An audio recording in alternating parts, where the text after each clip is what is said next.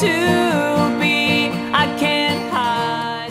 My daughter's 11, so she sees me on the street playing guitar, and she kind of, if she walks past with her mates, she's proud that, you know, I'm singing and playing the guitar, but she's like, then like, her mates are going, what's your dad doing playing on the street, you know what I mean? It's like, I had one time, busking some kids, school had finished, and they kind of walking home, whatever, and they came over and started chatting to us, and they were like, have you got a house? And I was like, yeah, I've got a house. Why? And she said, well, why are you playing on the streets? It's like, well, because I want to, do you know what I mean? So you get questions like that. The automatic thing is to say, you know, someone playing on the streets or someone on the streets doing something is not really officially making a living. Because I remember some lad saying in the bus to me, so he says, oh, I'm not being funny, he had a bit too much to drink, but he goes, hey, don't you think busking's a bit like begging? Nah, not really, like. With buskers, nobody has an obligation to give. People give through their own volition, people give because they wish to give. Nobody has to give anything, and a lot of people don't, and a lot of people don't always have the money. They might give one day and then they'll come the next day and like what you do. You know, it doesn't matter to me. I mean, if I come away with nothing, then, you know, I'd feel hard done by, maybe even a little bit angry because I've just grafted all day and I've come away with nothing. But it's very rare that that happens. I think when we're playing, we're making, I see people's face light up and smile, and they look, and I don't know, and I get to know some faces and they come over, but that's we're not asking them to give us money. I'll gladly play for nothing, because it's like no one's going to give me money playing my bedroom, so I might as well get out in front of a crowd, and then people are putting money in because they like me. You get all kinds in your pockets, to be honest. I got a sausage roll one time as well, which was quite nice.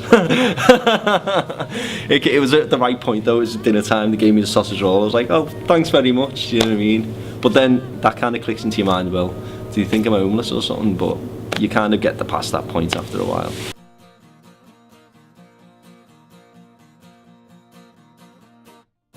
Some people can be quite nasty and say, you know, they really hate what you do and you're a phony and you're a fake, and it might be like an 85-year-old woman and she'll come up and, or people will walk over your work and things like that, but you just have to take the rough with the smooth. It comes with the territory. If I got worked up over every bad comment that was made against me, I think I'd be half dead now. I'd be in hospital or something. So you just have to let things blow over your head.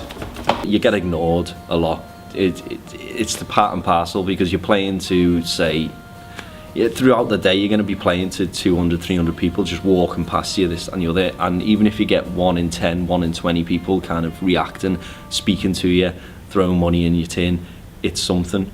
So, I mean, I got this woman that used to come up to us once a week, and she'd throw money in the tin, but then she'd recite a poem to us every week, one of her own poems, and it's like a reaction like that is what you're looking for, because you're moving people to actually to speak to you and react to you, and they're not just passive kind of listeners. They're then listening to your songs and then giving something back as well. And you have conversations with people all the time, you know, ask about the shop and what they do and stuff like that, because they come over and speak to you. You don't get in the face and start going, yeah, come and speak to me or anything like that, but because they become active listeners, and then these kind of stand and watch the song or whatever that you're doing, and then come and speak to you.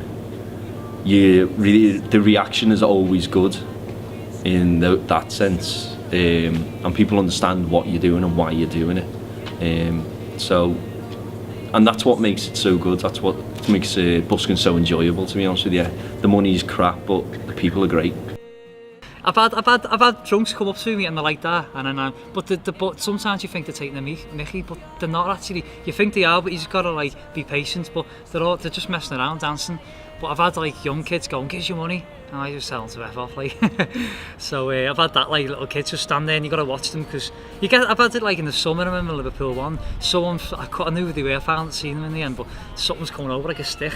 I think they're messing around, little sticks and stones and throwing, but it's gonna run after them, like. But yeah, the touch wood, I haven't had nothing, but usually buskers look out for each other sometimes, and I think people interfere if something happened, but I think it's mainly the night time, which I'm going to start doing soon, the pretty late ones. But you do it when people are drunk, they get out of hands and they want to go with your guitar. Can I go with your guitar? Yep. Yeah, just because the guitar costs about 60 quid, so I'm not really that bothered. And dogs attacked it and everything like that.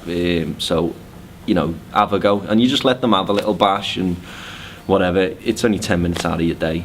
It can sometimes stretch to 20 minutes if they're that pissed, you know what I mean? But generally, people are just nice and just okay with you. And as I said, chat to you a lot. And you kind of get a rapport with people, and you see regular people as well, so you get even more of a rapport. What I find fascinating is some people are just going about the day, busy, don't even acknowledge they're doing in their own little world, and they're dragging the little kids who are about 2 or 3 years of age, and they're looking back, looking at me, and they're like, well, some of them stand there and they're like dancing in front of me. But you get a lot of people coming up, sitting somewhere on a bench watching, and they'll come over and say, oh, they're your own songs, and I think because I'm playing there for months and months, they get to know you. But some people want to hear the Beatles, don't they? And some people don't want to hear the Beatles. People want to hear your own stuff. So I'm just doing what my strengths and what I enjoy, and because I do know buskers go out there, and there's some bad buskers, and they play You'll Never Walk Alone 100 times a night, and they make the most money, and Sex on Fire and all that, and it's just like But yeah, I love walking through, and it's when you like. It just sounds amazing. I just think I always say keep it real. So I think it's brilliant for the city. I think it's just adds to the culture. Street culture, street art does bring something to a city that an organisation or a local council may not be able to do, not without spending lots of money. So in my eyes, the buskers more than add to the city. They more than add to the culture. They are the culture, they are the city. On some days you can have a real cross-section of people, different varieties of acts, people from all around the world, some brilliant acts, some not so good.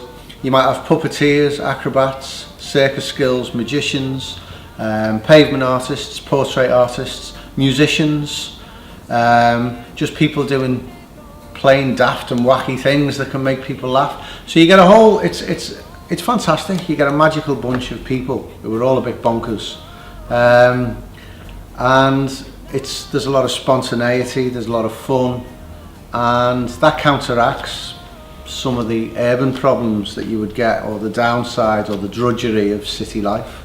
It really sort of brightens up a place.